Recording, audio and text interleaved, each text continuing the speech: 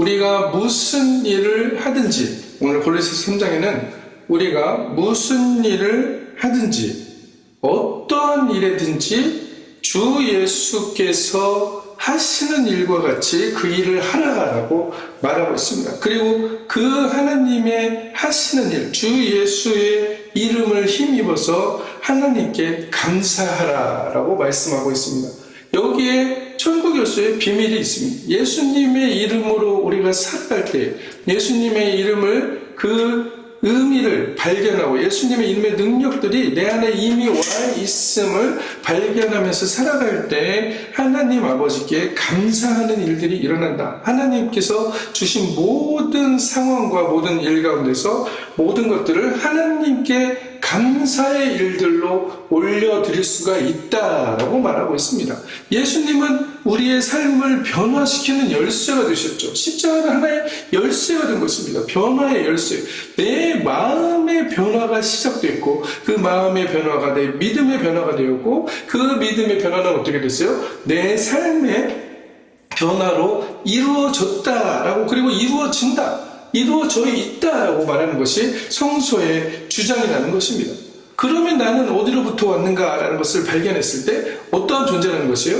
어떠한 일을 하든지 그리스도 예수의 이름으로 할 수 있는 존재이다라는 것을 말하고 있습니다.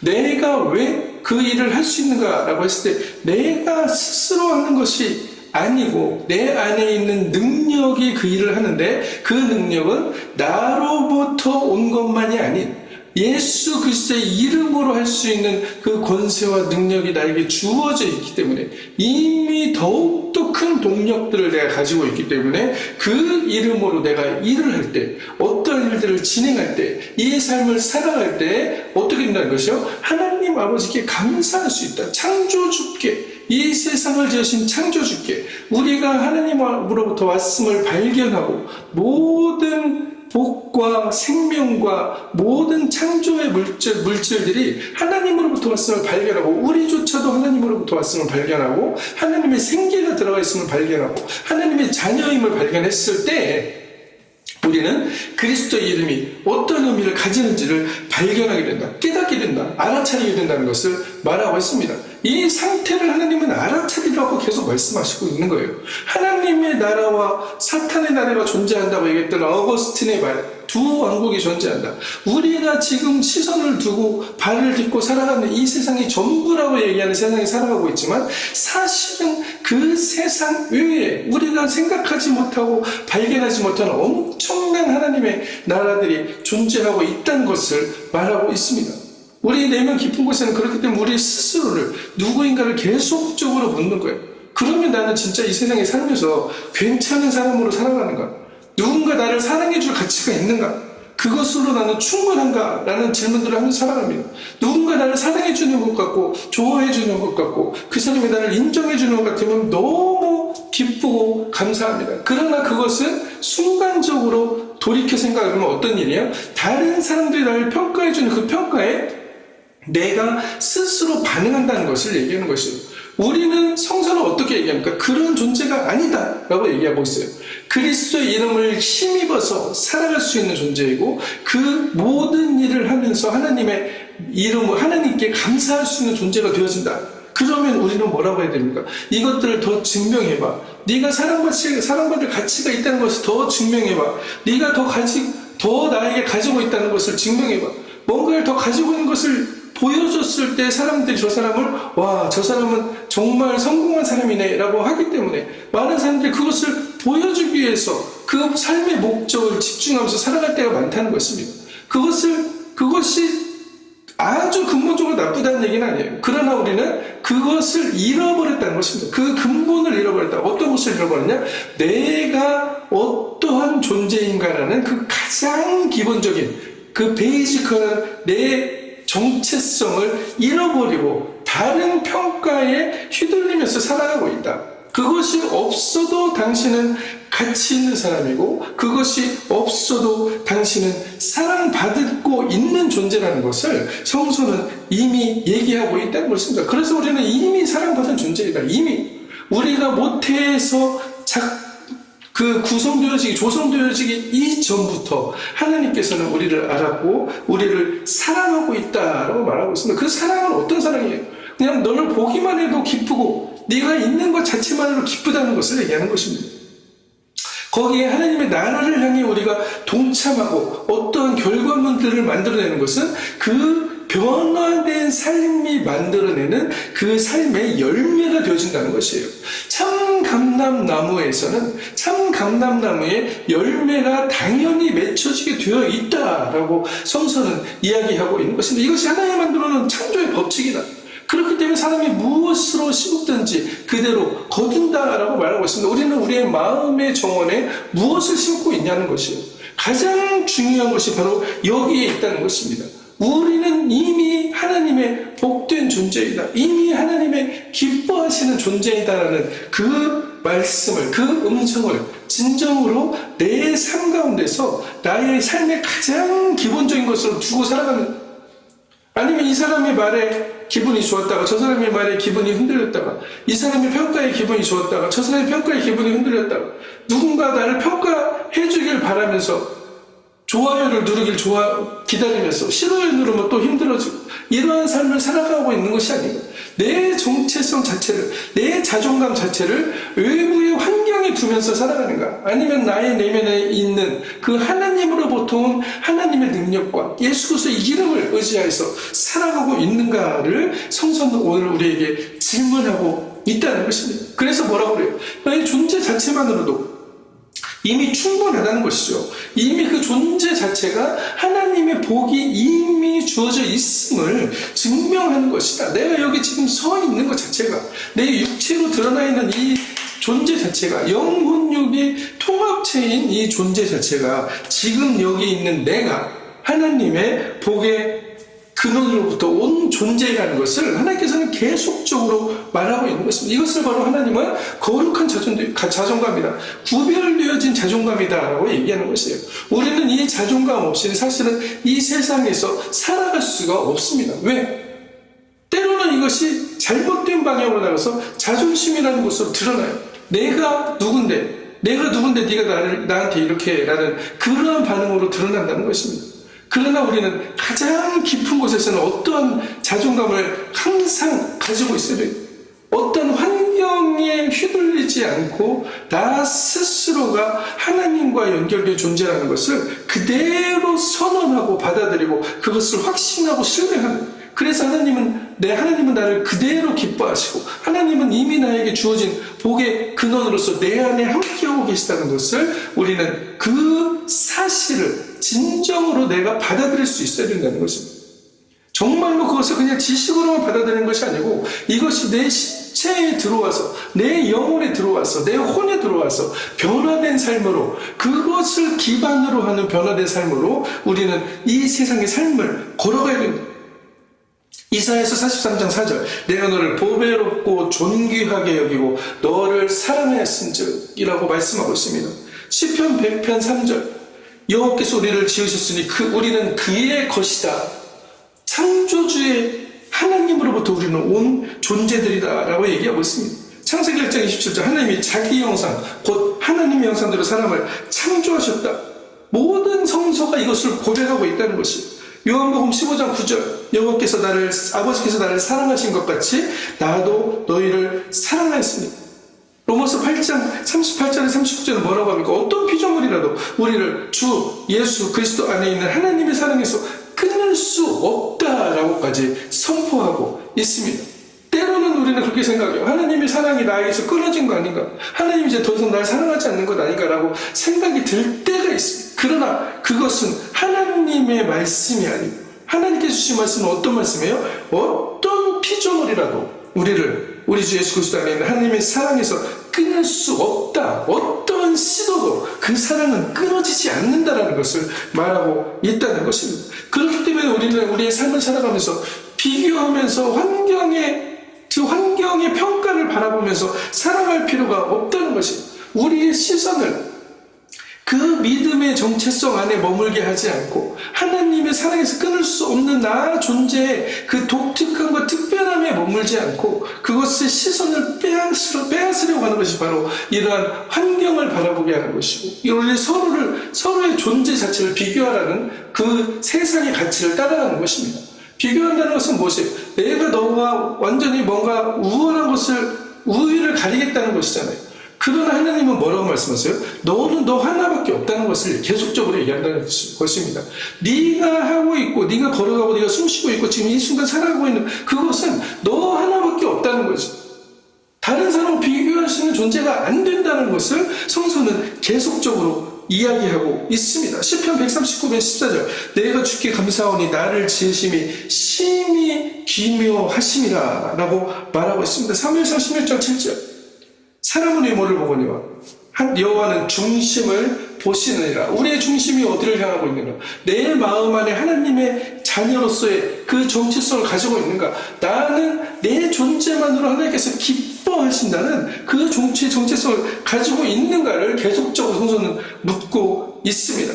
갈라디아서 1장 10절, 내가 사람들에게 좋게 하랴 하나님께 좋게 하랴 라고 성서는 말하고 있습니다. 마태복음 10장 30절은 뭐라고 하고 있어요? 너희에게는 머리털까지 다 세신 바 된 하나님이시다 라고 말씀하고 있습니다. 하나님의 관심이 모든 사람들 각자의 존재에게 그만큼 깊이 들어가 있다라고 말씀하고 있는 것이요. 하나님은 우리 존재 자체를 그렇기 때문에 그 존재 자체만으로 기뻐한다는 것을 계속적으로 성서는 이야기하고 있습니다.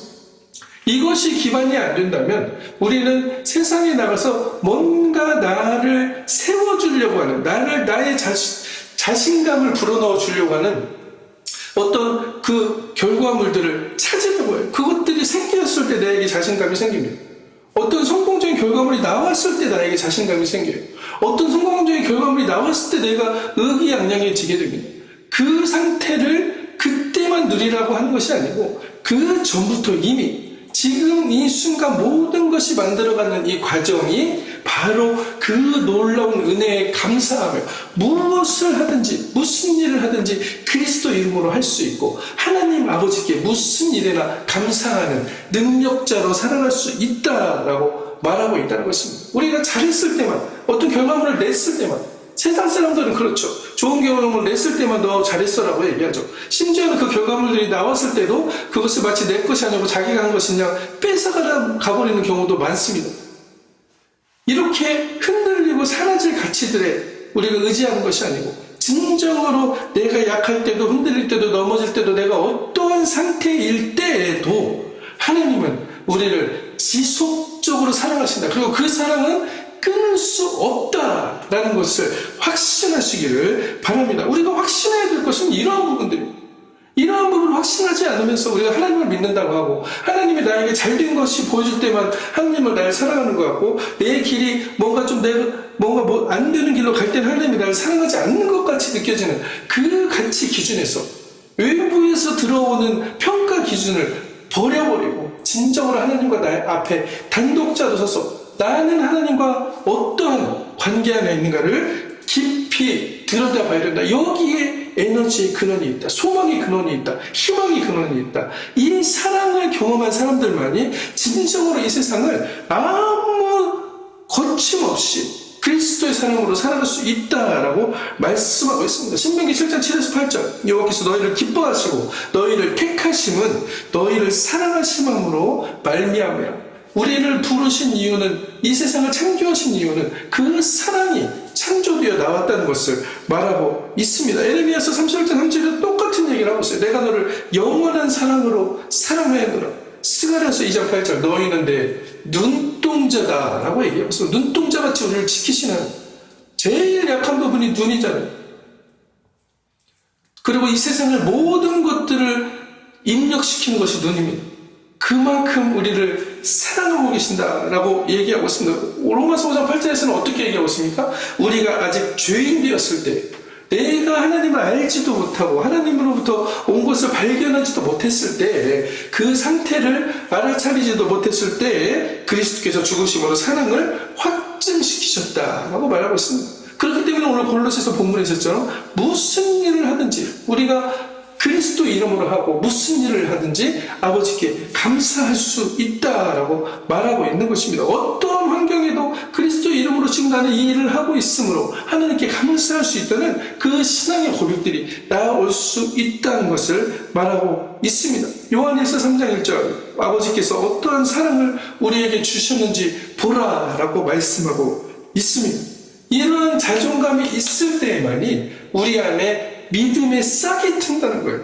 하나님을 신뢰하는 것이 바로 믿음입니다. 하나님이 우리에게 주신 그 상태를 신뢰하는 것이 믿음이에요. 우리는 그런 상태로 이 세상에 왔고 이 세상에 주어졌는데 그거를 이 세상이 이야기하는 환경에서 평가되는 기준들과 비교해서 평가되는 기준들과 경쟁에서 우위를 점해야 되는 그 기준들 때문에 나라는 자신을 진정한 나를 잃어버리고 살아갔다. 그리고 아예는 잊어버렸다는 것이죠. 그것은 내가 아니야. 나는 뭔가를 증명해야 되고 아웃풋으로 만들어서 이것을 결과물을 갖다가 들이대야 내가 가치 있는 사람이라고 얘기하는 그 세상에서 살아가고 있지만 이 거룩한 자존감은 어떤 것을 심어준다는 것이에요? 믿음이라는 것을 심어준다는 것입니다. 어떤 믿음? 하나님이 나와 끝까지 함께하고 계시다는 그 믿음을 말씀하고 있습니다. 이 거룩한 자존감은 그렇기 때문에 다 너 괜찮아, 잘 될 거야. 그거를 얘기하는 게 아니에요. 그 결과적으로는 그 상태로 가는 거겠지만 그것을 다독이는 심리학적인 위로가 아니라는 것을 말씀하고 있습니다. 하나님이 이미 그렇게 선언해 놓으시고 그렇게 창조해 놓으신 나라는 존재를 내 믿음으로 현실 속에서 살아가는 것이다.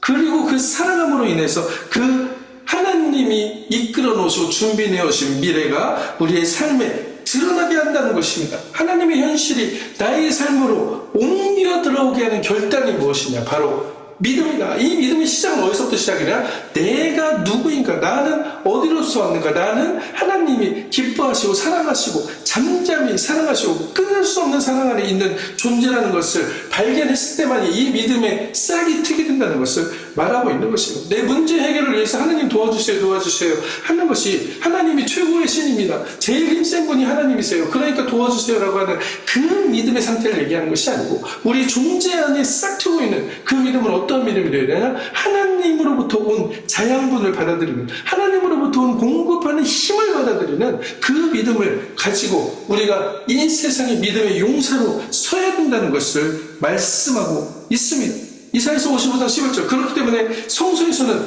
나온 이 모든 말씀, 하나님의 입으로 나온 말씀은 내 입에서 나는 말이 헛되지 않고 내게로 돌아오지 아니하고 모든 것이 이루어지겠다라고 말씀하고 있는 것입니다. 하박국서 2장 4절. 그러므로 의인은 그 믿음으로 말미암아 살리라.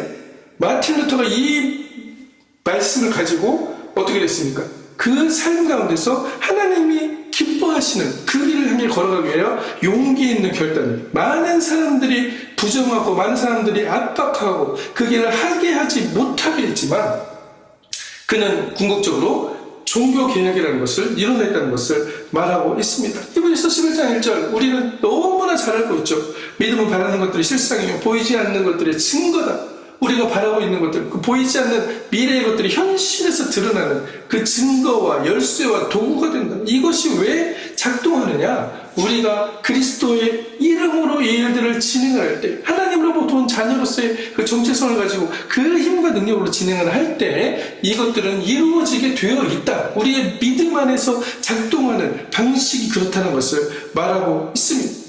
그러나 우리는 가장 기본적으로 우리의 생명의 근원이신 하나님으로 왔다는 그 정체성의 회복이 먼저 되지 않고는, 사람이 변화되지 않고는 이 트랜스포메이셔널 라이프가 이루어질 수 없다는 것을 얘기하고 있어요. 변화되어지는 삶, 한 번 변화되어진 삶이 아니고 계속적으로 우리의 삶이 변화되어지는 삶, 하나님의 주파수에 맞춰서, 하나님의 진동수에 맞춰서, 하나님 나라의 열매에 맞춰서 변화되어지는 그 삶이 우리의 삶을 드러나게 하고 죽어나게 하고 그 삶으로 풍성해지게 될 때에 우리 안에 감사가 매일 넘치는 그 삶을 살아가게 된다는 것이에요.